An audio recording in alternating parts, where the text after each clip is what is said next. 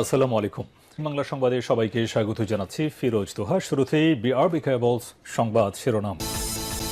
আবারও মধ্যপ্রাচ্যে ভয়াবহ তৃতীয় বিশ্বযুদ্ধ শুরু হচ্ছে। চলছে হামলার পর হামলা।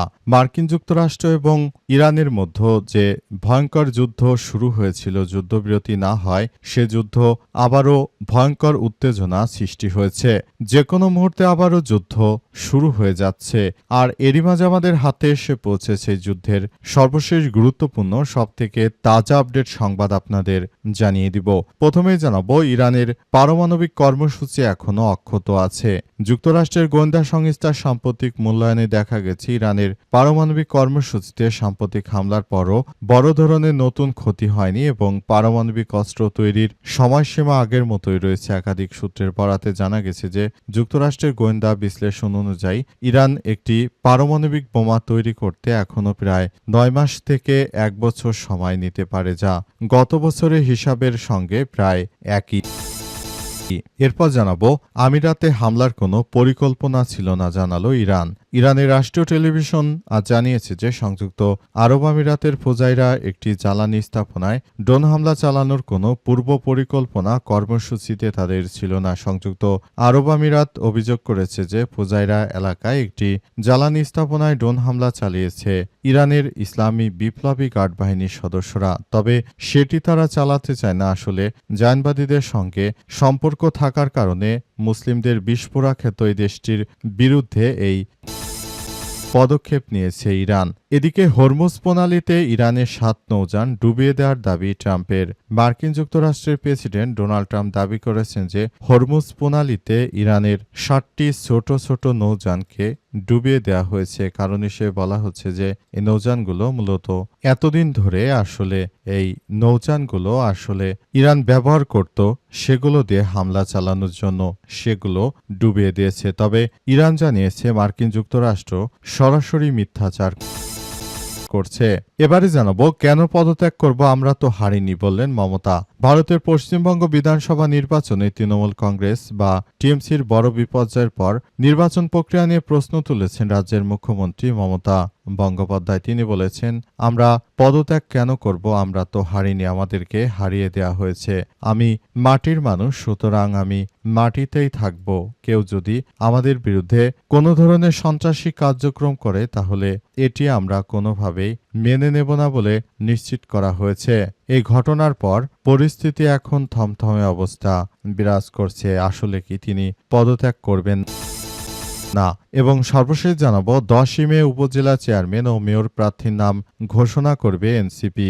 জাতীয় নাগরিক পার্টি আগামী 10ই মে উপজেলা চেয়ারম্যান ও মেয়র প্রার্থীদের নাম ঘোষণা করবে বলে জানিয়েছে দলটির মুখ্য সংগঠক উত্তরাঞ্চল সার্জিস আলম। আজ বিকেলে রাজধানীর বাংলা মোটরে দলের অস্থায়ী কার্যালয়ে রাজনৈতিক নেতাকর্মী এবং বিভিন্ন শ্রেণী পেশার নাগরিকদের এনসিপিতে যোগদান অনুষ্ঠানে এসব কথা জানানো হয়েছে। প্রিয় দর্শক, এতক্ষণ শুনছিলেন সংবাদ শিরোনাম, এবারে বিস্তারিত। তবে তার আগে বন্ধুরা, অনুরোধ থাকবে এই সংবাদটিতে একটি লাইক দিন। এই চ্যানেলে আপনি নতুন হয়ে থাকলে আমাদের সংবাদটি দেখতে দেখতে চ্যানেলটি সাবস্ক্রাইব করে রাখুন। কমেন্ট করে বন্ধুরা আপনার মূল্যবান মতামত জানিয়ে দিন আপনি বিশ্বের কোন দেশ থেকে বা বাংলাদেশের কোন স্থান থেকে আমাদের সংবাদটি দেখছেন এবং শুনছেন। আর বন্ধুরা, সংবাদটি আপনার সোশ্যাল মিডিয়া ফেসবুকে শেয়ার করে বন্ধুদেরও দেখার সুযোগ করে দিন। আর বন্ধুরা, গাজা যুদ্ধে আপনি যদি নিরীহ ফিলিস্তিনিদের ভালোবেসে থাকেন, কমেন্টে ইয়েস লিখে পুরো বিশ্বকে আমাদের এই সংবাদটি দেখার সুযোগ করে দিন। এবারে বিস্তারিত। ইরানের পারমাণবিক কর্মসূচি এখনও অক্ষত রয়েছে।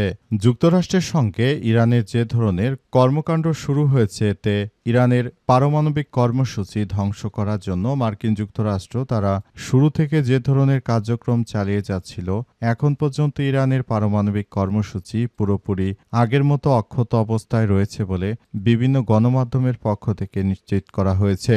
আরও বলা হয়েছে যে মার্কিন যুক্তরাষ্ট্র এবং দখলদারেরা তারা শুরু থেকে ইরানের বিরুদ্ধে এই সন্ত্রাসী কার্যক্রম চালিয়ে যে কার্যক্রম তারা চালাতে চেয়েছিল, এর জন্য এখন পর্যন্ত পুরো বিষয়গুলো এখন পর্যন্ত ঠিক আগের মতো অবস্থানেই রয়েছে। সুতরাং সবাইকে বলবো, মার্কিন যুক্তরাষ্ট্র তারা সফল হতে পারেনি বলে ইরানের পক্ষ থেকে আরও নিশ্চিত করা হয়েছে এবং বলা হয়েছে বর্তমান সময়ে মার্কিন যুক্তরাষ্ট্র শুরু থেকে যে ধরনের কার্যক্রম চালিয়ে যাচ্ছে এটি কোনোভাবেই গ্রহণযোগ্য হতে পারে না। পরিস্থিতি যতই জটিল আকার ধারণ করুক না কেন, মার্কিন যুক্তরাষ্ট্রের এই সন্ত্রাসী কার্যক্রমগুলো আসলে পুরো বিষয়গুলো অন্যদিকে নিয়ে যাচ্ছে।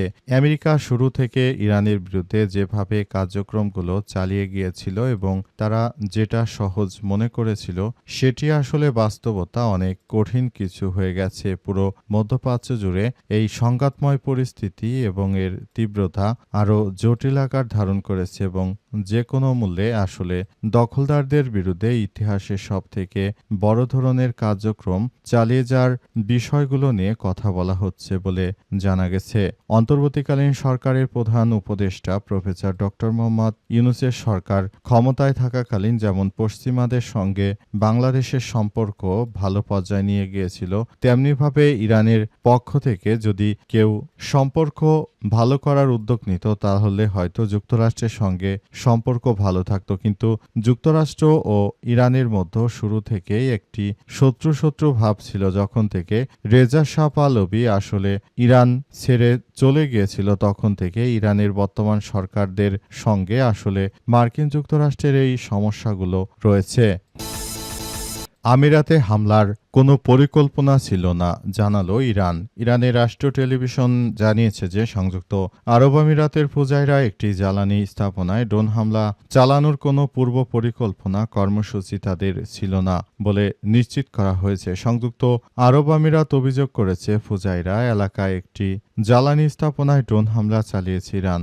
আমিরাতের ওই অভিযোগের ভিত্তিতে আজ ইরানের রাষ্ট্র গণমাধ্যমে প্রকাশিত এক বিবৃতিতে বলা হয়েছে এই ধরনের হামলার বিষয়ে কোনো পূর্ব নির্ধারিত পরিকল্পনা ছিল না ইরানের। আমিরাতের কর্তৃপক্ষ জানিয়েছে ওই হামলায় ৩ জন ভারতীয় নাগরিক আহত হয়েছে, তাদের হাসপাতালে ভর্তি করা হয়েছে। বার্তা সংস্থা এএফপির এক প্রতিবেদনে জানিয়েছে যে সংযুক্ত আরব আমিরাত বলছে যে মধ্যপ্রাচ্যের যুদ্ধবিরতির মাধ্যমে ইরান নতুন করে তাদের লক্ষ্য করে হামলা চালিয়েছে। আমিরাত এই ঘটনাকে বিপজ্জনক উত্তেজনা বৃদ্ধি বলে উল্লেখ করেছে। ইরানের একজন সামরিক কর্মকর্তা রাষ্ট্রীয় টেলিভিশনে বলেছেন, ইসলামিক প্রজাতন্ত্র ইরানের পক্ষ থেকে ওই তেল স্থাপনায় হামলার কোনো পূর্ব পরিকল্পিত কর্মসূচি ছিল না। তিনি আরও দাবি করেছেন যা ঘটেছে তা হলো হরমুজ প্রণালী নিষিদ্ধ পথ দিয়ে জাহাজগুলোকে অবৈধভাবে যাতায়াতের সুযোগ করে দেওয়ার জন্য মার্কিন সামরিক বাহিনীর দুঃসাহসিকতার ফল। ওই কর্মকাণ্ডের জন্য যুক্তরাষ্ট্রকে দায়ী করা উচিত বলে তিনি মন্তব্য করেছেন। ইরানের এক সামরিক কর্মকর্তা বলেছেন, যুক্তরাষ্ট্রের কর্মকর্তাদের উচিত শক্তি প্রয়োগের এই আচরণ বন্ধ করা এবং এই গুরুত্বপূর্ণ তেল সমৃদ্ধ অঞ্চল সামরিক আগ্রাসন থেকে বিরত থাকা, কারণ এটি বিশ্বের সবথেকে দেশের অর্থনীতিকে প্রভাবিত করে। মার্কিন যুক্তরাষ্ট্রের প্রেসিডেন্ট তারা শুরু থেকে ইরানের বিরুদ্ধে যদি এই কার্যক্রম না চালাতো ইরান এটা করত না। হরমুজ প্রণালীতে ইরানে ৭ নৌযান ডুবে দেওয়ার দাবি ট্রাম্পের। মার্কিন প্রেসিডেন্ট ডোনাল্ড ট্রাম্প জানিয়েছেন যে যুক্তরাষ্ট্র হরমুজ প্রণালীতে ইরানের ৭টি দ্রুতগতির নৌযানে হামলা চালিয়েছে। উপসাগরীয় অঞ্চলে আটকে পড়া জাহাজগুলোকে এই জলপথ দিয়ে নিরাপদে বের করে আনতেই ওয়াশিংটনের এই উদ্যোগ, খবর বিবিসির। ট্রাম্প বলেছেন, আমরা ৭টি ছোট নৌকা বা দ্রুতগামী নৌযানকে ডুবিয়ে দিয়েছি, তাদের কাছে শুধু এগুলো অবশিষ্ট ছিল।